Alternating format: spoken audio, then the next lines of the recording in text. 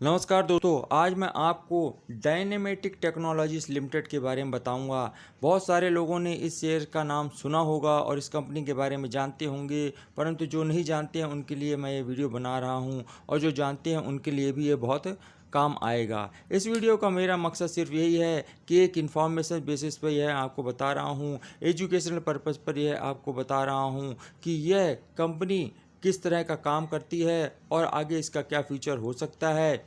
और यदि आप कभी सोचें कि इसमें इन्वेस्टमेंट करना है तो अपने फाइनेंशियल एडवाइज़र से ज़रूर बात करके तभी आप इसमें इन्वेस्टमेंट करिएगा, क्योंकि जो भी प्रॉफिट होगा वो आपका होगा, यदि कोई लॉस होता तो आपको। तो इसलिए सबसे पहले यह सोचिए कि आपका लॉस ना हो, इसलिए आपको एक नहीं दो तीन सलाह ज़रूर ले लेनी चाहिए, तब फिर इन्वेस्टमेंट करिए। इन्वेस्टमेंट करने से पहले ही आप सोच समझ करके ही करिएगा, क्योंकि स्टॉक मार्केट में लॉस होने के चांसेस ज़्यादा होते हैं और प्रॉफिट भी होने के चांसेस होते हैं।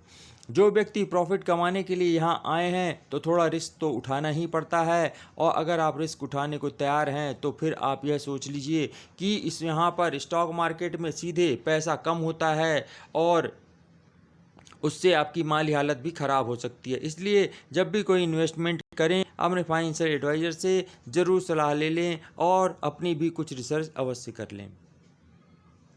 तो ये जो कंपनी है, यह कंपनी 1973 में इस्टेब्लिश हुई थी और उन्होंने ये काम करना शुरू किया था। बेसिकली इनका काम हाइड्रोलिक गियर पंप्स में है और ये ऑटोमेटिक टर्बो चार्जर्स बनाते हैं। इनके जो क्लाइंट्स हैं वो एरोस्पेस से भी लिमिटेड हैं, यानी जो अंतरिक्ष विज्ञान के काम होते हैं जैसे सैटेलाइट्स वगैरह बनाना, उसके लिए भी यह कुछ न कुछ पार्टों को बनाते हैं, जिस वजह से इस कंपनी को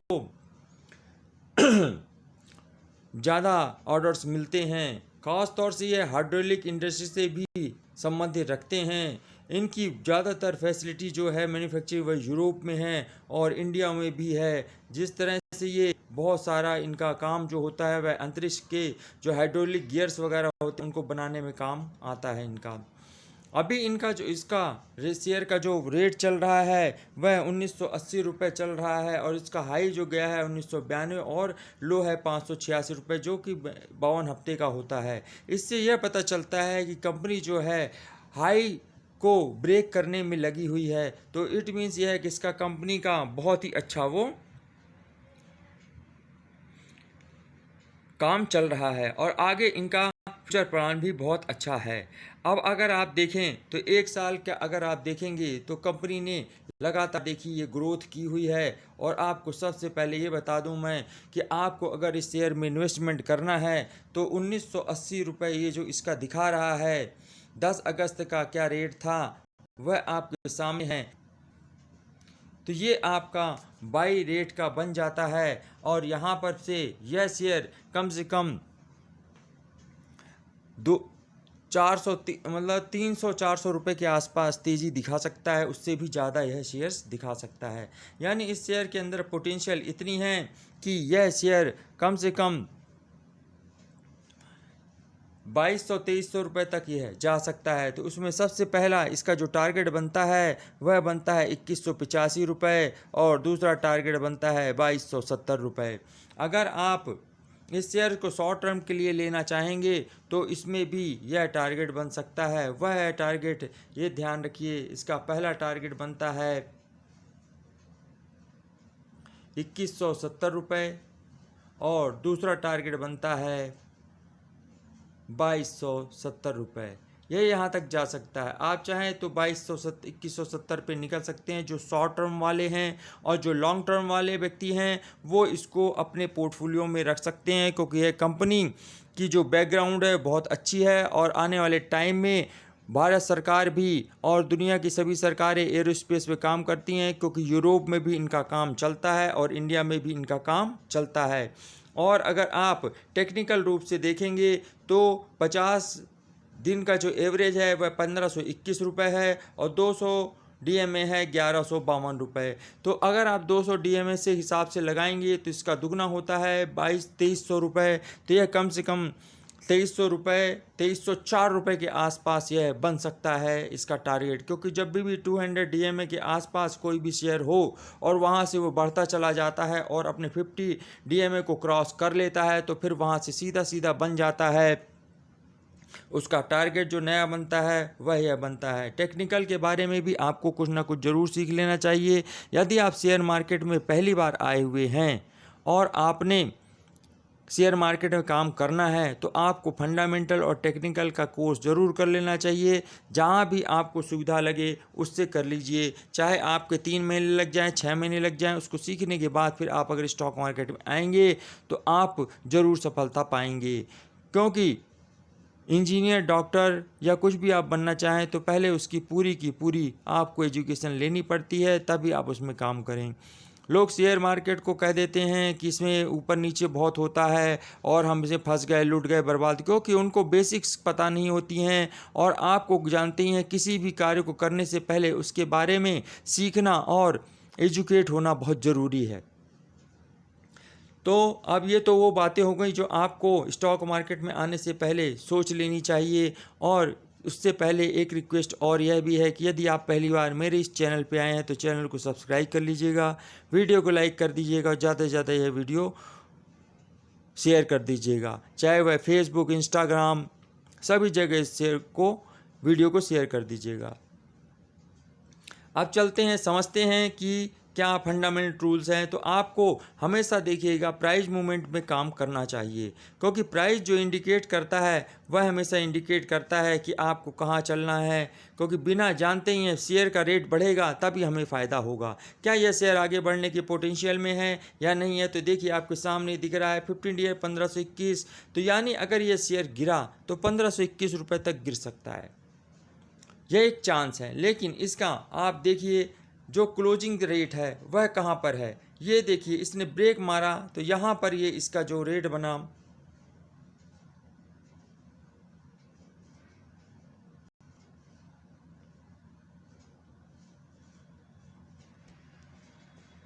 ये इसका 1680 एसएल बनता है। यह यहाँ तक एक बार नीचे आएगा, अगर ये इससे नीचे जाता है तो फिर यह शेयर वीक हो जाता है। लेकिन वीक होगा तो कहाँ तक, तो आपको 50 डेज का जो डीएमए है उसके हिसाब से आपको यह रखना पड़ेगा। तो आप 1521 तक इसको रख सकते हैं। फिर ये शेयर इसलिए अच्छा है क्योंकि जो भी शेयर कंपनी की जो परफॉर्मेंस थी वह हो चुकी है, लॉसेस वगैरह सब कुछ इसके कंप्लीट हो चुके हैं। और अगर आप देखना चाहें इसमें कंप्लीट हुए हैं या नहीं हुए हैं वो सब देखना ज़रूरी होता है। यह बताना मैं भूल गया आपको कि सबसे पहले आप देखिए इसके क्या क्या फंडामेंटल्स हैं, वो भी आपको मालूम होने चाहिए।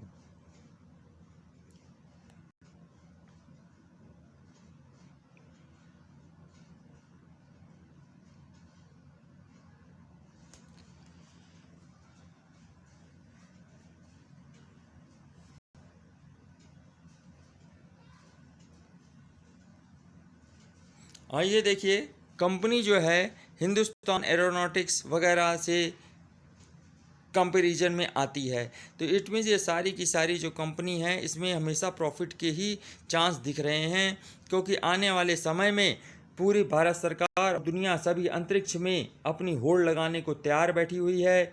और आप अगर इसकी सेल्स देखेंगे तो सेल्स लगातार कंटिन्यूटी, ये फंडामेंटल आपको जानना बहुत ज़रूरी है कि इसकी सेल्स क्या है। देखिए सेल्स इसकी कंटिन्यू वही 320 करोड़ सितंबर 2019 में थी, वही 320 करोड़ रुपए जून में 2021 में है। यानी इसको कोविड का कोई भी फर्क नहीं पड़ा है। इसकी सेल्स जो है वह इंटैक्ट है, वहीं पे स्थिर है, वह लगभग इसी के आसपास ही 300 साढ़े 300 करोड़ के आसपास यह सेल्स करती है। इसके खर्चे जो है वो आप देख लीजिए वो भी इंटैक्ट उतने ही हैं। तो लगभग इनको 40 करोड़ जो ऑपरेटिंग प्रॉफिट होता है वह 40 करोड़ के आसपास यानी 37 करोड़ के आसपास हुआ है अभी जून 2021 में। जून 2021 में उसका ऑपरेटिंग मार्जिन ये तो 10% है, 10% एस्टेब्लिश है, कोई उससे लो ज़्यादा नहीं जाता है, 10 के आसपास रहता है। इसलिए कंपनी भी अच्छी है जो एक अपने स्ट्रॉन्ग पोजीशन में दे रही है कि ये देखिए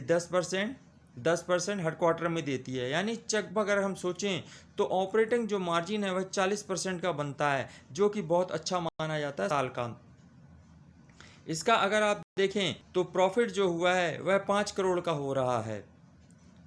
बिफोर टैक्स, टैक्स देने से पहले 5 करोड़ का प्रॉफिट है। नेट प्रॉफिट इसका देखिए 2.5 करोड़ है। पिछले क्वार्टर में इन्होंने लॉस किया था 8 करोड़ के आसपास का, लेकिन ये 2.5 करोड़ का प्रॉफिट है। और आगे आप देखते चलिए इनका इंटैक्ट हमेशा प्रॉफिट में ही रहा है। बीच में जरूर एक बार लॉस हुआ तो ये इधर दिखा रहा है 17 करोड़ का लॉस। बाकी आप देखिए प्रॉफिट 1 करोड़, 1 करोड़, यहाँ 2.5 करोड़ करीब अभी हुआ है इस क्वार्टर में। हर क्वार्टर में 2.5 यानी 10 करोड़ का प्रॉफिट होगा ही होगा, ये हम मान के चलते हैं।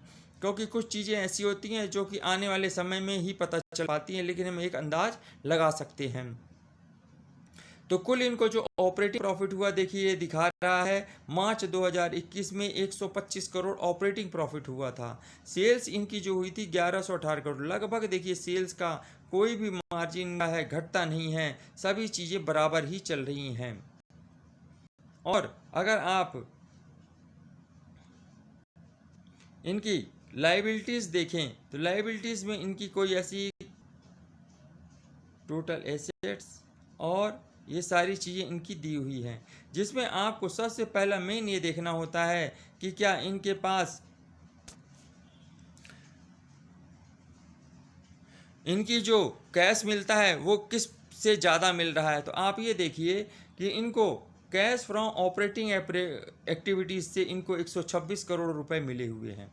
इसका मतलब कंपनी जो काम करती है उसमें इनको पैसा मिलता ही मिलता है।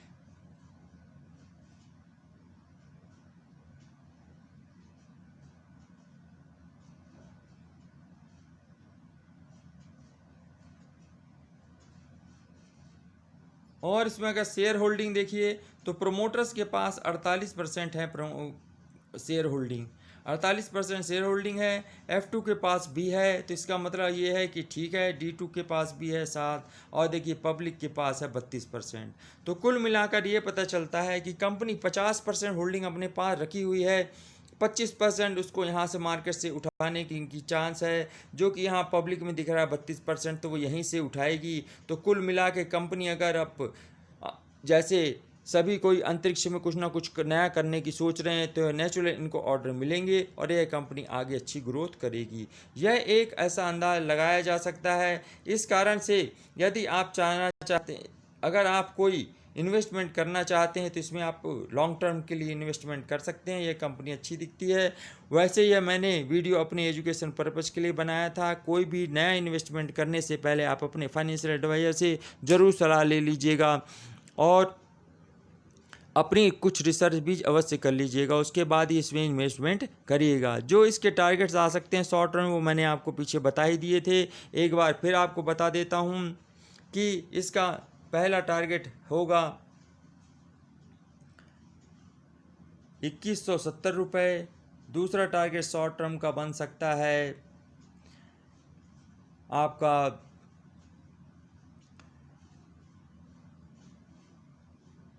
2270 रुपये। ये दो ऐसे टारगेट बनते हैं जो कि शॉर्ट टर्म में आएंगे, लेकिन ये लॉन्ग टर्म के लिए अच्छा शेयर है। अपने फाइनेंशियल एडवाइज़र से ज़रूर बात करके तभी इसमें इन्वेस्टमेंट करिएगा। और जाते जाते आपसे यह रिक्वेस्ट है कि यदि आपने पहली बार मेरे इस चैनल में है तो चैनल को सब्सक्राइब अवश्य कर लीजिएगा और सब्सक्राइब कर लीजिएगा, लाइक कर लीजिएगा और ज़्यादा से ज़्यादा यह वीडियो शेयर भी अवश्य कर दीजिएगा। आपने वीडियो अंत तक देखा उसके लिए आपका बहुत बहुत धन्यवाद। Thank you.